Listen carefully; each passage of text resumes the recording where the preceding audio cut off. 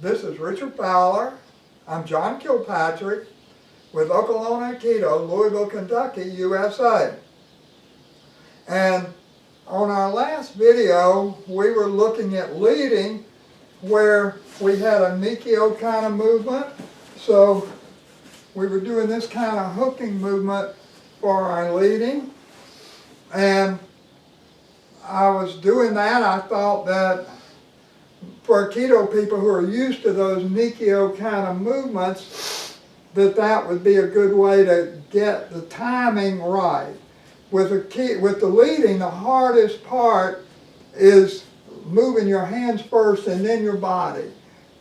Usually we're practicing with weapons, with knives or swords or something, and you just want to get out of there. You don't want to, you don't want to wait for anything. You want to run, and it gets you killed. But really, it's much faster not to do that. So when we start to lead, we want, we like to have our hands right up in here. And this gives us, this is a really good position to start in. And when we move, we want our hands to move together.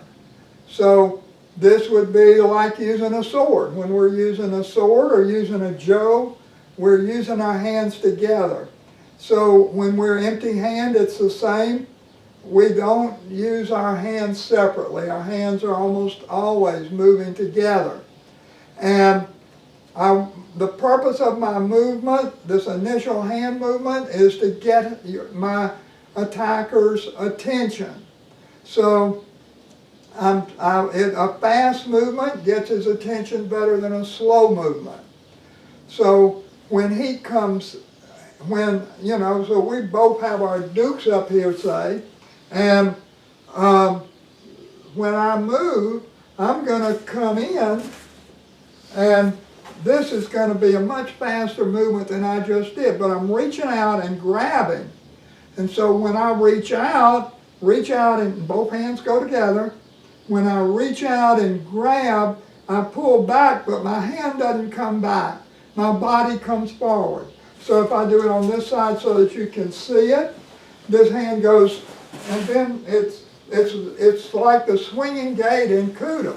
I reach out, it's like I grab a bar and then pull myself in. Now hand doesn't, so that when we're moving, when he strikes, I'm coming near his elbow, and then I yank back, but I just end up by his wrist.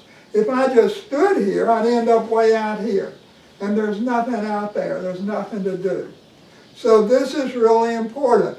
So you have to start either as soon as your partner starts or before your partner starts. If he's close enough to attack me, he's close enough for me to attack him.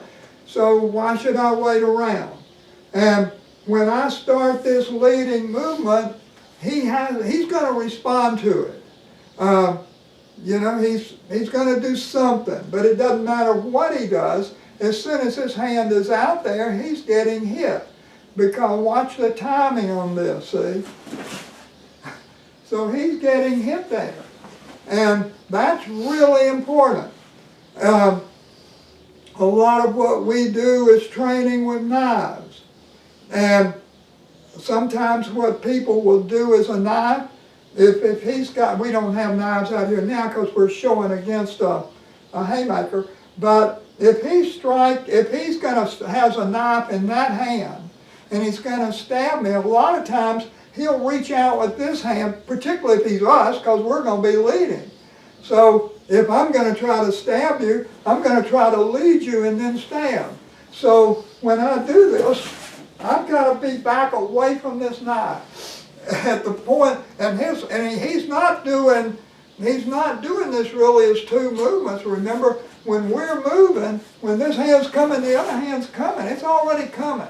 I can't be there. So pivoting is absolutely critical to make any of this work. So that's the background of what we're doing. So then if we're in Hami, which is what we should be, and so right now, the way we're faced, we'd be in right Hami. So, am I right? So we're like boxers would be, except we're back. We could turn around and make it just like boxers, but it doesn't matter. So, when he goes to strike, then I'm going to, boom, and I'm hitting here. Now, this is my lead. And when you're practicing leading, I touched him then, but when you're practicing leading, you should not, this hand, the leading hand, should not touch your partner. And the reason for that is that when you lead, you're not touching your partner. That cues them of what you're doing. And so you can't, I think that if you are when you break structure, which we're always doing, then you are touching your partner. But when you're practicing leading, you don't want to touch your partner. So when you start off, you practice pretty much like I did then. He strikes, and I'm hitting, and I'm back here. So the only hand that touches him really is this hand, because it's hitting him, and it's also, both hands are going to be throwing him when we throw. So that's your basic leading movement.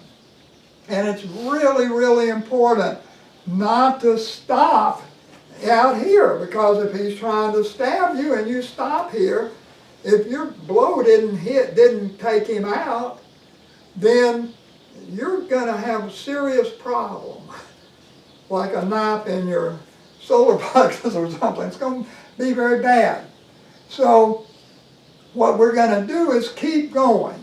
And if his momentum isn't really forward, then it'll be easy for us to throw him backwards.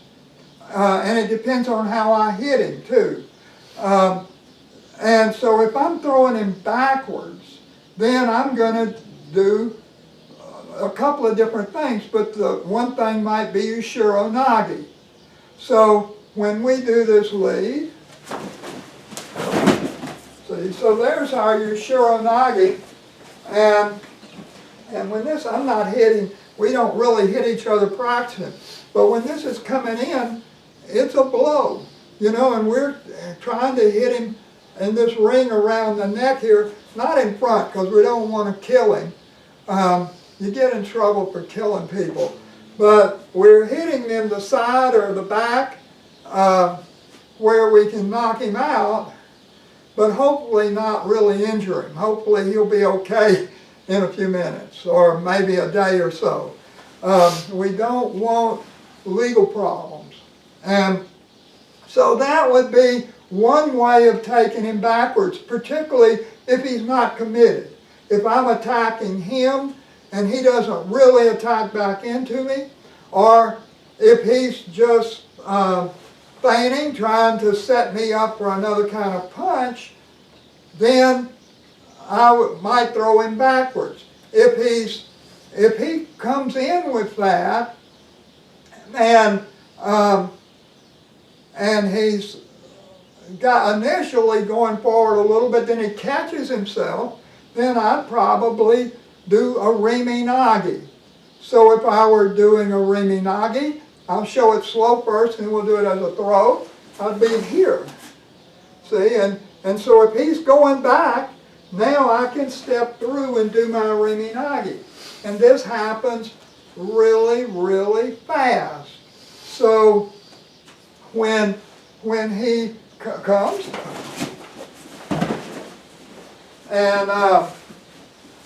and we're nice to our partners here, and as you saw then, usually people do a Rimi Nagi in class like this, and then I hit him in the throat very gently.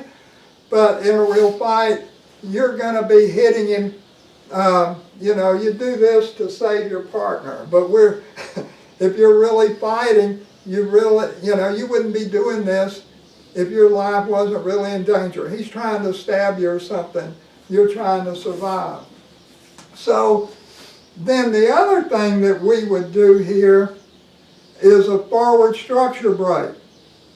And when I'm doing a Rimi Nagi, I have to push his hand down some. I have to break his structure some, mostly because everybody I practice with is bigger than me. I'm a little guy, and so, you know, you watch Seagal, he's up above his partners, he can smack them, and it's not a problem. But for me, so doing this slowly, when he comes, see, I'm hitting here, well, I'm pushing this down to make an opening so I can come in for this Rimi Nagi. And so then for the next one, if he's committed forward, we're going to do what we just call a forward structure break. This doesn't have a name, and strangely enough, it's an exercise in Aikido, but it doesn't. I've never heard a name for it. So, if with this, and so again, I'm just pushing him. We're old. We can't afford to be all busted up, and so we don't really hit each other very much, very hard, that is. So that would be our forward structure break. Now, the other possibility on this is that when I do this, he's striking with his right hand, and I'm leading with my left hand. And this is probably the most basic thing that you're taught in a Aikido class.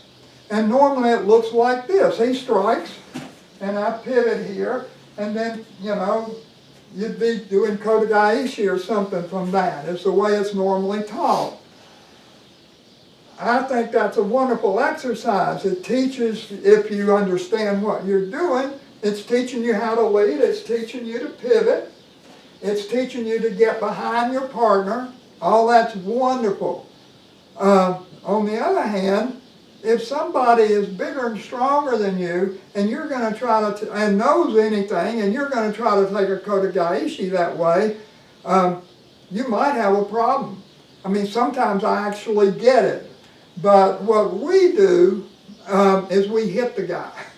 So we don't do it quite that way. So for this, if I'm leading with this hand, I have a problem hitting him because this hand's back here. But I can't lead with this hand because I can't get it up there. So what we're going to do, and we'll do this slowly to show you the movement, is come here, and this becomes Kaitenagi. So I'm hitting here, and hopefully, now when I do the strike, we've tried this a lot of different ways, and what we find works best for all of us is if we start with our hands together here. So we're in this position, he strikes, our hands are moving together, and this hand continues and hits. Now, you feel like you're going to get a better strike if you have this hand back here. And then I strike from here. But if you have the hand back here, under certain conditions, you can't get your strike in the right place. So if you have your hands here, it works better. And this is one movement, and a mistake people make is they lead here and then they try to hit. By then, it's 1 for 1. I don't get 2 moves for his 1 move. So if I make 1 move here, now he's going to hit me while I'm making my hit. And it's just a matter of luck who gets their blow in. So when this comes, it's just 1 movement. So he's striking, and I'm hitting, and I'm have to go ahead and finish pivoting and come back here. But this is a really powerful strike because my body is rotating, and I'm coming at him. He's coming at me, and I'm coming at him. Full speed. I mean, we're going after each other. So I can deliver a really powerful strike this way. So this is how we do Kaitenagi. So if I do this with the throw, then when he comes in here, it just be, and there's a Kaitenagi. And Um, Now, he might not go forward when you do that throw. So if he doesn't go forward, then you can do a Riminagi from there, or you can do your Shironagi like we did before. Or if you're out there, you might do Kodagaishi or whatever you end up having. You can do almost anything from that position. It is a very basic Aikido position, and the main difference in the way we do it and everybody else do it, of course, we put in the leading, and very few people in Aikido put in the leading. In fact, the only people that do it where it looks right to me is Steven Seagal and his students. They all do what I consider a really good lead. But I don't see anybody else, and I watch a lot of videos, and I've had several different teachers, and none of them do what I'm doing is leading, except, like I say, Seagal and his students, they're very good. Now, if he strikes when I'm doing this, you know, you don't ever know what your partner's going to do. You know, when he strikes, he may strike with that hand. See, I'm expecting it here, but it may come with the other hand.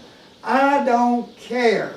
If I come in here, boom, and I'm doing the same movement, except now I'm hitting him in here. And that's the only problem with that is if you catch him too much in the front of his throat, you may kill him.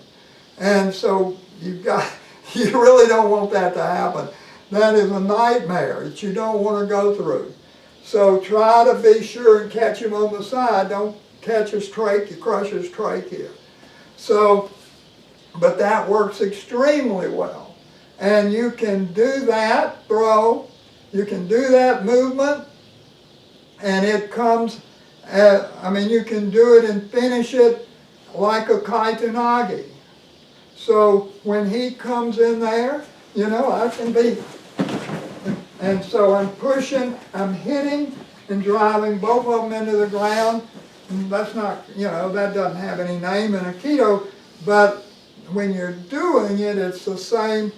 Well, it's not really the same the way they do Kaitanagi, because I'm doing the Kaitanagi as a forward structure break. And they are doing it at, Kaitanagi means twisting throw, so they're screwing the guy into the ground and all, which is fun to study, but I don't find it very practical for this kind of situation. When I do this, you know, you can do this as a Riminagi, you can do this as a Yoshiron, you can do this as anything. It really doesn't matter, anything you can imagine. So if, without throwing, if we were going to do this as an Riminagi, I'd hit here and then catch him. And again, this is dangerous because I'm catching him, catching him in the throat. You know, it's if you do this with gusto at all, it's really hard on your practice partners, so be sure and take care of your practice partners. So those are the major points here. You're starting with your hands up in here. Don't, in normal Aikido class, you're down here. If somebody's good, you're going to get hit. You know, you can't do that. You have to be up here. Your hands have to move together. If you stick out your lead hand and then your other hand, you're giving him a chance to hit you. You know, you have to, when this lead touches, the other hand has to touch. You have to be going after it. So I've tried to point out most of the crucial things in this, and this is what we're doing now. And it works with any kind of attack we can imagine anyway.